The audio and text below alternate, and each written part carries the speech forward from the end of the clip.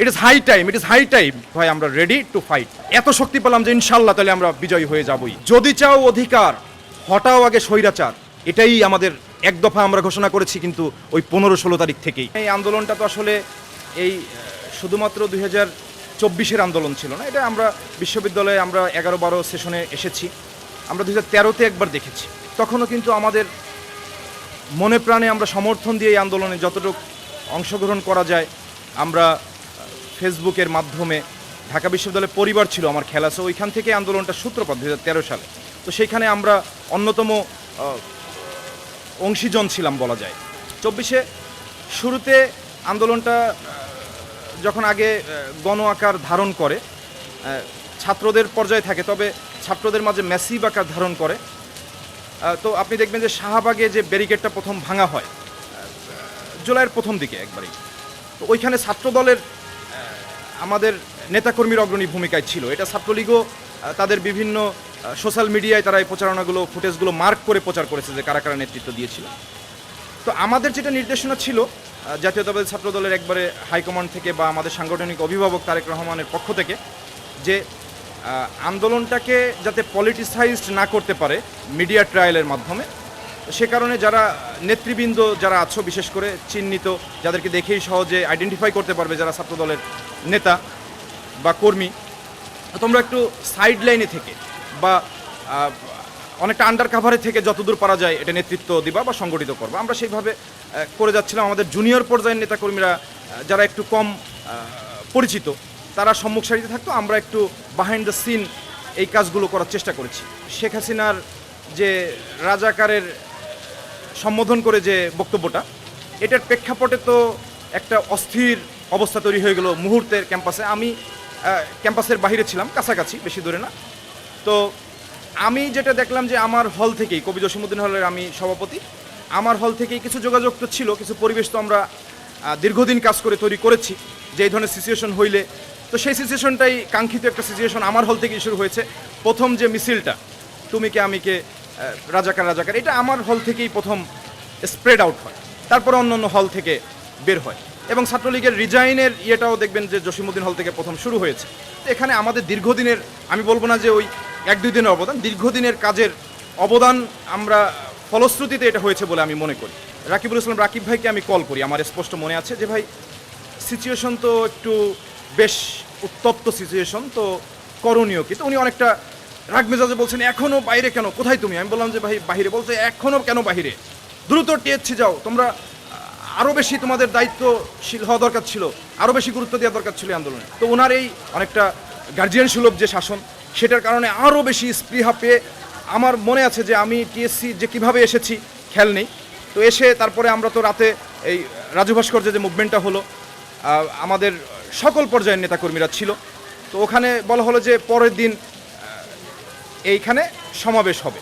আমরা পরদিন, আমার মনে আছে, আমরা টিএসসির যে উদ্যান, সরোয়ার্দী উদ্যানের যে টিএসসি বরাবর যে গেটটা আছে, আমরা গেটের ভিতরে আমি, আমাদের ঢাকা বিশ্ববিদ্যালয় ছাত্রদলের সিনিয়র সহসভাপতি মাসুম বিল্লাহ ভাই, আমাদের জাতীয়তাবাদী ছাত্রদল কেন্দ্রীয় সংসদের সমাজসেবা বিষয়ক সম্পাদক মাহফুজ, ও আমাদের বড় ভাই একজন জাতীয়তাবাদী ছাত্রদলের যুগ্ম সাধারণ সম্পাদক কেন্দ্রীয় সংসদের তরিকুল ইসলাম তরিক ভাই সহ আমাদের একটা বড় অংশের নেতাকর্মীরা যারা সিনিয়র পর্যায়ে, আমরা তারা ওখানে অবস্থান, এবং জুনিয়র নেতাকর্মীদের সমস্ত হল থেকে আমরা মূলত এটা মনিটরিং, প্রেসিডেন্ট সেক্রেটারির পক্ষ থেকে ছাত্রদের বলতে পারেন যে আমরা একটা অংশকে আমরা মনিটরিং করে, আমাদের অর্গানাইজ করে এই সমাবেশ স্থলে রাখি, মনিটরিং করতে থাকি।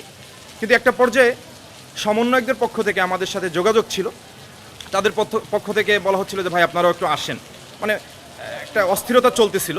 তো ওরা আমরা গেলে হয়তো বা একটা মানসিক সাপোর্ট পাবে বা সাহস পাবে, তো আমাদেরকে বারবার বলার পর আমরা গেলাম। এর কিছু সময় পরেই যখন সমাবেশ শেষ হলো, শেষ হওয়ার পরে আমাদের নেতাকর্মীরা হল দিকে যাচ্ছে, সাধারণ ছাত্রছাত্রীরা তারা হলের দিকে যাওয়ার পথে আমরা খবর পেলাম যে বিজয় একাত্তর হলের সামনে হামলা হয়েছে। আমাদের জুনিয়র নেতাকর্মীরা, আমাদের ছোট ভাইয়েরা ফোন দিচ্ছিলেন যে ভাই এখানে হামলা হচ্ছে, আমরা কি করব? আমরা বলছি যে তোমরা সাধারণ ছাত্রছাত্রীদের সামনে দাঁড়িয়ে নেতৃত্ব দিয়ে মোকাবেলা করবা, আমরাও তোমাদের সাথে আছি, আমরা আগাচ্ছি। আমরা আবারও অর্গানাইজ হয়ে সামনে মুভ করলাম। তো মুভ করতে করতে ইতিমধ্যে তো ক্যাম্পাসের মানে চতুর্দিকে মানে গন্ডগোল এবং হামলা ছাত্রলীগের এটা ছড়িয়ে পড়েছে। আমার মনে আছে আমি আমার বাসায় 15 দিনের, আমি এই 15 তারিখের পরে 16 তারিখেই সম্ভবত 16 তারিখেই বা 15 তারিখেই আমি প্রায় 15 দিনের আমি শুকনা বাজার আমি করেছি। চাউল ডাউল, আলু, ডিম, ডাউল এগুলো দিয়ে আমি পার করব এই নিয়ত, কারণ বাজারে এবং হচ্ছে রোডে বেরোনোর মতো পরিবেশ ইতোমধ্যে চলে গিয়েছে। আমার কাছে মনে হয় যে আমরা বের হলে আমাদেরকে টার্গেট করে অ্যারেস্ট করতে পারে। তো এরকম পরিস্থিতি আমরা বাসায় ঢুকে পড়েছি।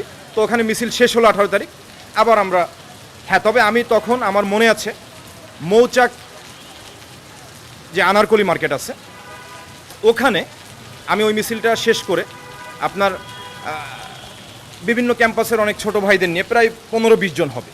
ওই সময় 15-20 জন একটা জায়গায় মিলিত হওয়া খুব টাফ ব্যাপার। তারপর আমি আস্তে আস্তে অর্গানাইজ করলাম যে তোমরা এখানে আসো। ওই মার্কেটটা 4 তলা ফাঁকা ছিল, তো ওইখানে আমি অর্গানাইজ করলাম করে আপনার হচ্ছে এখন আমরা চিন্তা করলাম যে ইন্টারনেট ব্যবস্থা অনেকটাই বিকল, তো ওয়াইফাইয়ের মাধ্যমে কিছুটা আমরা নেট সংযোগ পাচ্ছি। তো ওইটা দিয়ে যেটা দেখতে পেলাম যে আপনার রামপুরা বাড্ডা এই সাইডে তুমুল আকার ধারণ করেছে আন্দোলন। তো আমরা নিয়ত করলাম যে কোন দিকে যাব আমরা, তখন চিন্তা করলাম যে এটা রামপুরা বাড্ডা কাছাকাছি হবে এবং এখানে আন্দোলনটাও বড় আকার ধারণ করেছে, ম্যাসিভ আকার ধারণ করেছে। তো আমরা বের হয়ে রওনা দিয়েছি। মানে কিভাবে যাবো, রোডে তো যাতায়াত ব্যবস্থা নেই, আপনার সিএনজি করে করে 2-3 জন করে যেতে হবে। তো এর মধ্যে দেখি যে আপনার মৌচাক মালিবাগ মোড়েই সাধারণ ছাত্ররা বিভিন্ন ক্যাম্পাসে চলে এসেছে। তো আমরা তাদের সাথে ওখানে জয়েন করে আমরা ওখানেই আন্দোলন করি, যেহেতু সামনে যাতায়াত ব্যবস্থার কারণে যে আমরা পথে আগাইতে না পারার কারণে ওখানেই স্টে করতে হয়, কোনো যানবাহন পাইনি অনেকটা। তো সেইখান থেকে আমার মনে আছে যে ওই 18 তারিখ সন্ধ্যা পর্যন্ত আমরা চলে, তখন সারা ঢাকা শহরেই বিভিন্ন পয়েন্টে তুমুল সংঘর্ষ পুলিশের সাথে হচ্ছে। খবর আসতেছে আমাদের কাছে যে অসংখ্য ছাত্র জনতা শহীদ হচ্ছেন, আমাদের কাছে খবর আসছে। আমরাও তুমুল আকারে আন্দোলন গড়ে তুলেছি। আমার খেয়াল আছে শান্তিনগর থেকে মৌচাক মালিবাগের পুলিশ বক্সগুলো জ্বালিয়ে পুড়িয়ে দিয়েছি, আমরা নেতৃত্ব দিয়েছি সেখানে, আমার মনে আছে। তো এগুলো বিকাল সন্ধ্যা পর্যন্ত এই ঘটনাগুলো ঘটে গিয়েছে এবং আমাদের কাছে খবর আসলো ঢাকা শহরে ইতিমধ্যে প্রায় 1 শতাধিক ছাত্র জনতা শহীদ হয়েছে, শাহাদাত বরণ করেছে। তার মানে আন্দোলন চূড়ান্ত পর্যায়ে চলে গিয়েছে। 19 তারিখে গায়েবানা জানাজা দেওয়া হলো একটা বিএনপির পক্ষ থেকে বাইতুল মোকাররমে। আমাদের মহাসচিব স্যার উপস্থিত থাকবেন।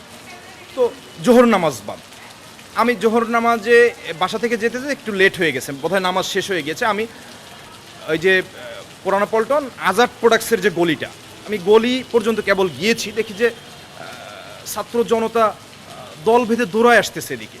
জাতীয়তাবাদী ছাত্র দলের কেন্দ্রীয় সংসদের ভাইস প্রেসিডেন্ট জাফর ভাই, আমাদের এস এম হলের জাফর ভাই, ওনাকে পেয়ে গেলাম। পুলিশের সাথে আমরা ঢিল পাটকেল মারতেছি, ইট পাটকেল মারতেছি। তো তারা পিছু হটে আবার দেখছি যে আস্তে আস্তে এগিয়ে আসতেছে, পেছনে হাত। তো আমার কাছে মনে হয়নি যে তারা এরকম করতে পারে। যখন কাছাকাছি একবারে আমার কাছে মনে হলো যে ধরেন 10 ফুট ব্যবধান, মানে পয়েন্ট ব্লাঙ্ক রেঞ্জ বলা যায়, সেইখান থেকে ওইখানের ওই জোনের এসি পুলিশের আমি স্পষ্ট তার চেহারা দেখেছি। তো আমার ক্যাম্পাসের কিন্তু বড় ভাই আমার কাছে মনে হয়েছে সেটা করতে পারে না, কিন্তু সে দেখলাম যে আমাকে 3-4 রাউন্ড শ্যুট করলো।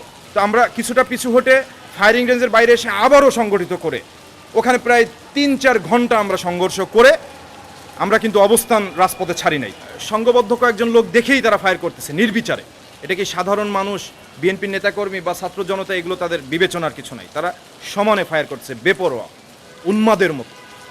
ছত্রভঙ্গ করে দিল, আমাদেরকে অ্যাকচুয়ালি ওখানে কর্মসূচি করতে দেয় নেই, কিন্তু সমগ্র ঢাকায় কিন্তু রামপুরা, উত্তরা, আপনার বাড্ডা, মিরপুর, যাত্রাবাড়িতে কিন্তু ইতোমধ্যে তুমুল প্রতিরোধ গড়ে উঠেছে এই 2-3 দিনে, মানে যেটা পুলিশ কোনোভাবেই কন্ট্রোলে নিতে পারতেছে না।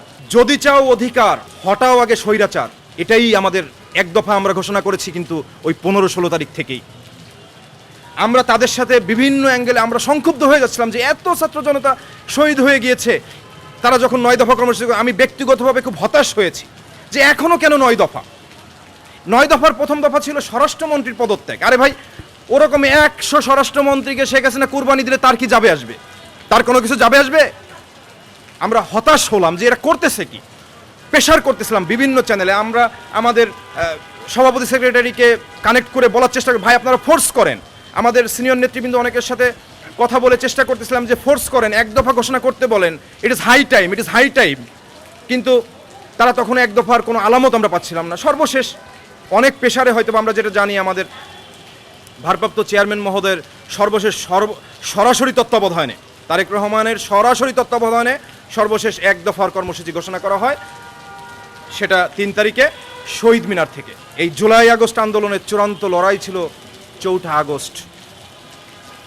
আমার মনে আছে বাসা থেকে সকালেই কর্মসূচি আছে আমাদের, যে শাহবাগে ছাত্র জনতার অবস্থান, ক্যাম্পাসের ভিতরে দেয়া হলো, শ্রমিকরা সংহতি জানিয়েছে, তাদেরকে ক্যাম্পাসে অবস্থান দেওয়া হলো। বাংলা মোটর দিক থেকে গুলিবিদ্ধ লোক আসছে রিকশায়, আমরা এগিয়ে গেলাম এক মুহূর্ত দেরি না করে। আমি দেখলাম কারণ বাজারের দিকে যখন তাকালাম, দেখি যে কারণ বাজারের মোড়ে প্রায় 1000 আওয়ামী ছাত্রলীগের নেতাকর্মীরা ফায়ার আর্মস সহ, প্রায় প্রত্যেকের কাছে ফায়ার আর্মস, তাদের পেছনে 2-3 সারি পুলিশ। ডান দিকে ইস্কাটন রোডে, সেখানেও একই চিত্র, প্রায় 200-300 হবে, তারাও ফায়ার আর্মস সহ।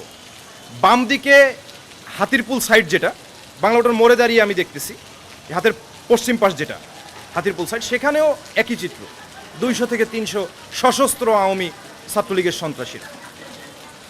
ভয়াবহ চিত্র। আমরা এখানে সংখ্যাটা কিন্তু ছাত্র জনতা বিক্ষিপ্তভাবে 200-250 এরকম হবে। নিরস্ত্র, আমরা একেবারেই নিরস্ত্র, 2-4টা লাঠি সোটা কারো হাতে, ইটপাটকেল, এগুলো দিয়ে এরা মোকাবেলা করছে। আমরা নেতৃত্ব দেওয়া শুরু করলাম, আমরা সংগঠিত করে আমরা নেতৃত্ব শুরু করলাম। তখন 12টা থেকে আমার মনে আছে যে আমরা ইটপাটকেল নিয়ে তাদেরকে তাড়া করি। মাঝে একটা ব্যারিকেড আমরা তৈরি করেছি সোনারগাঁ হোটেলের সামনে, কিছু রোড ডিভাইডার দিয়ে আগুন জ্বালিয়ে, কিছু কাঠ খড় এনে আগুন জ্বালিয়ে আমরা একটা প্রতিরোধ গড়ার চেষ্টা করেছি। তারা করে আমাদেরকে ফায়ার করতে যখন তারা করে, আমরা পিছু হটি, ফায়ারিং রেঞ্জের একটু বাইরে আসার চেষ্টা করি। মিডিয়ার ভাইয়েরা ছিল শাহবাগে, এখানে বোধহয় আমার মনে হয় যে 30-40-50+ এখানে শাহাদাত বরণ করেছে। গুলিবিদ্ধ তো প্রত্যেক মিনিটে অন্তত মনে হয় একজনকে আমরা রিক্সা যোগে ঢাকা মেডিকেলে পাঠিয়েছি গুলিবিদ্ধ। এবং আমাদের যে শারীরিক অবস্থা, আমরা প্রায় অনেকটা ক্লান্ত শ্রান্ত হয়ে নুয়ে পড়েছি। তো আমার কাছে মনে হচ্ছে যে আমরা বোধহয় 10-15 মিনিটের বেশি টিকতে পারবো না। একটা বড় ধাক্কা দিলে আমরা মাঠ ছেড়ে দেওয়া লাগবে বা আমরা শহীদ হয়ে যাব। ঠিক ওই সময়ে যখন একেবারে হতাশার চূড়ান্ত পর্যায়ে চলে এসেছি, তখন দেখি যে ইস্কাটন সাইড থেকে প্রায় হাজার মানুষের একটা মিছিল। প্রথমে একটু থমকে গেছে, এটা কি আওয়ামী লীগ সংগঠিত হয়ে এদিক থেকে আসতেছে? কিন্তু না, কিছুক্ষণ পরেই দেখি যে না, পতাকা দেখা যাচ্ছে। তো এই পতাকা দেখেই মনে বিদ্যুৎ সঞ্চারিত হলো, পুরো সমগ্র শরীরে পা থেকে মাথা। মনে হলো যে না, এরা আমাদের আন্দোলনের ভাইয়েরা, ছাত্র জনতা। তখন আবারও অর্গানাইজ করে আমরা 2 মিনিটের মধ্যে আবারও ফুল উদ্যম নিয়ে আপনার আক্রমণ যখন করলাম, আমার মনে আছে একটা ধাওয়া, বোধহয় 2টা বা 3টা ধাওয়াই ওরা কারণ বাজার ছেড়ে দিয়েছে, ওই পয়েন্টটা যেটা আমরা সারাদিনে চেষ্টা করে পারিনি। হাজার ফায়ার আর্ম সহ ছেড়ে দিলেই আমরা এক মুহূর্ত বিলম্ব করে নিয়ে আমরা তাদেরকে পুরোটা ধাওয়া এবং ইটপাটকেল ছুটতে ওদেরকে হটিয়ে নিয়ে গেছে। পুলিশ পিছনে চলে এসেছে, ওরা ওইদিকে চলে গেছে, পুলিশ সামনে চলে এসেছে। তখন ওরা উল্টা দৌড়াচ্ছে বিজয় সরণির দিকে, ফার্মগেটের দিকে। আমরা ওদেরকে তাড়া করতেছি। ইতোমধ্যে যখন এই চিত্র দেখেছে, কারণ বাজার থেকে আপনার হচ্ছে গেট খুলে গলি থেকে শত লোক বের হয়ে আসতেছে আমাদের সাথে, এরপর লাঠি সোটা নিয়ে। এরপর শাহবাগ থেকে যখন এই খবর যে কারণ বাজার থেকে হটাই দিয়েছি, শাহবাগের এই সমাবেশে তারাও আমাদেরকে পিছু নিয়েছে। তো এখন প্রায় হাজার ছাত্র জনতা আমরা ওদেরকে তাড়া করে নিয়ে যাচ্ছি, নিতে ফার্মগেট পর্যন্ত নিয়ে গিয়েছি। তো ফার্মগেটে যেয়ে দেখছি যে ওরা ছত্রভঙ্গ হয়ে হারাই গেছে আওয়ামী লীগ, কিন্তু ফার্মগেটে পুলিশ একটা বড় ব্যারিকেড তৈরি করেছে। তো এখানে ব্যারিকেড আমার মনে হয়েছে শক্ত ব্যারিকেড তারা দিয়েছে, তারা ফায়ারিং আর্মসগুলো রেডি করছে, দেখলাম যে তাক করতেছে। আমরা দেখলাম যে না, 6টা পর্যন্ত আমরা ধরে রাখতে পেরেছি কারণ বাজার মোড় সর্বশেষ পর্যন্ত। কারফিউ জারি হবে 10-15 মিনিট আগে আমরা মাঠ ছেড়ে দিলাম বিজয় নিয়ে। এটা ছিল বিজয় যে সারাদিনের এই যুদ্ধে আওয়ামী লীগের কাছে আমরা পরাজিত হইনি। আমরা সশস্ত্র হাজার সন্ত্রাসীর সামনে বুক পেতে খালি হাতে দাঁড়িয়ে নেতৃত্ব দিয়ে আমরা বিজয় ছিনিয়ে এনেছি শেষ পর্যন্ত। 4 তারিখ আমরা যখন 5 তারিখ আমি রেডি হচ্ছি এবং বারবার ফোনে হাত দিচ্ছিলাম, নিউজ দেখতেছিলাম, আমি দেখলাম যে শহীদ মিনারে শুনলাম যে গোলাগুলি শুরু হয়ে গেছে, মানে কাছাকাছি আসতেছে শহীদ মিনার যে স্পট, দাঁড়াইতে পারলাম না। তো এরপরে চানখার পোলে শুরু হলো। আমরা পলাশিতে আমাদের ছাত্রদলের নেতাকর্মীরা ছাত্র জনতাকে নিয়ে প্রতিরোধ গড়েছেন, সেখানে অনেক শহীদ হয়েছেন চানখার পোলে, আপনারা জানেন। আমার টার্গেট, আমি একটা ভিন্ন টার্গেট নিলাম। যে সংসদ ভবন সহ গণভবনমুখী হতে হবে আমার কাছে মনে হলো। আমি সংসদ ভবনের দিকে আগালাম, ওখানে দেখি ছাত্র জনতা পেয়ে গেলাম, তাদেরকে নিয়ে নেতৃত্ব দিয়ে একটা পর্যায়ে আমরা সংসদ ভবন আমরা ঢুকে পড়লাম ভেঙে। এটা প্রথম, আমি ছাত্রদলের প্রতিনিধি হিসেবে আমি গর্ব করি যে সংসদ ভবনে ঢুকে পড়লাম। এর মধ্যে খবর পাচ্ছি যে গণভবনেও ঢুকে পড়েছেন লোকজন। তো ওখান থেকে বের হয়ে গণভবনের কাছাকাছি যেয়ে দেখলাম চিত্র তো বাংলাদেশের বিজয় হয়েছে, নতুন সূর্য উদিত হয়েছে, 18 বছরের কালো মেঘ অন্ধকার ভেঙে অন্ধকারকে পেছনে ফেলে নতুন সূর্য উদিত হয়ে গিয়েছে ইতোমধ্যে।